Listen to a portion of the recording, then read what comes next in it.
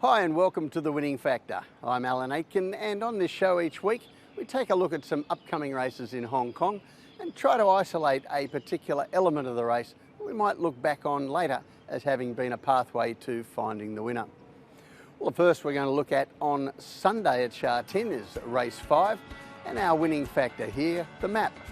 Well, this is quite an open race, this class 3 over 1400 metres, plenty of winning chances, and I'm sure there are going to be arguments for horses like War Room, Follow Me, Private Rocket, Star of Yuen Long even, and World Famous having his first start for Ricky Yu. And down at the bottom of the weights, Perfect Pair and Gift of Lifeline.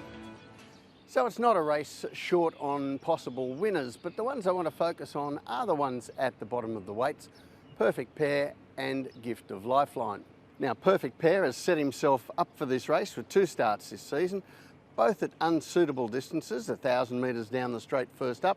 And now we're looking at his run at Happy Valley over 1,200 metres, where, as you see from the heat map, the pace wasn't strong early, and the race was basically a sprint home down the final 400 metres. But as you can see in the pink colours down the outside, Perfect Pair makes up good ground from the back half of the field and finishes 4th. Meanwhile, Gift of Lifeline has also had 2 runs back, and he had the pace against him as well when he was here behind Craig Star. This is over 1,400 metres in race 96, and he flashes home for 5th. And take note, his final 400 metres here was the 5th fastest of the entire day, and a real pointer to how well this horse is currently going. Now, if you just took those sectional finishes into account, you might say that the edge then is with Gift of Lifeline with that very fast finishing split. But if we go a little bit deeper and we take a look at the map, it's a different situation. The lead is pretty much up for grabs here.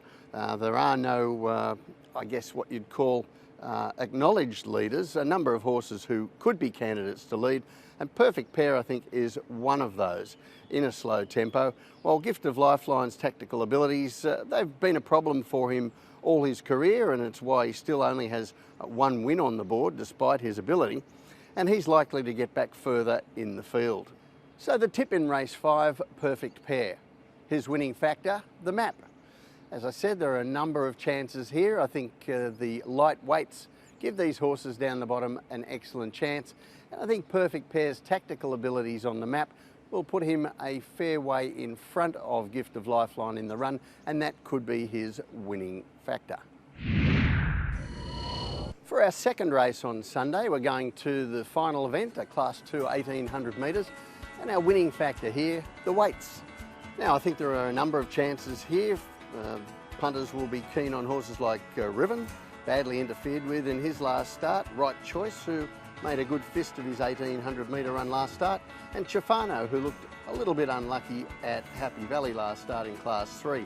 But the 2 of most interest in are near Chifano in the weights, and very tough on-pacer Cordyceps and Nakoni Express are the ones which stand out to me.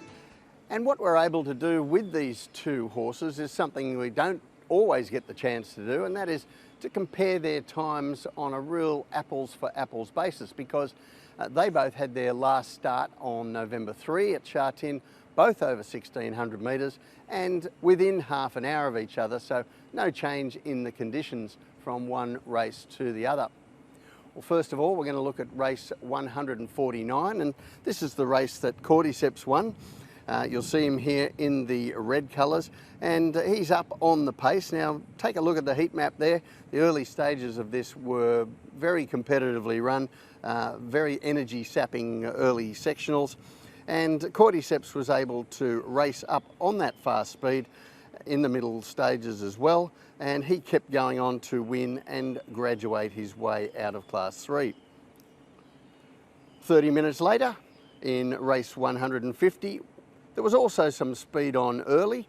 It steadied a bit from the 800 metres to the entrance to the straight and was slowing down over the final 400 metres, but we see Nakoni Express charging down the outside in the purple and yellow colours to claim second behind a pretty significant horse, the Derby aspirant More Than This.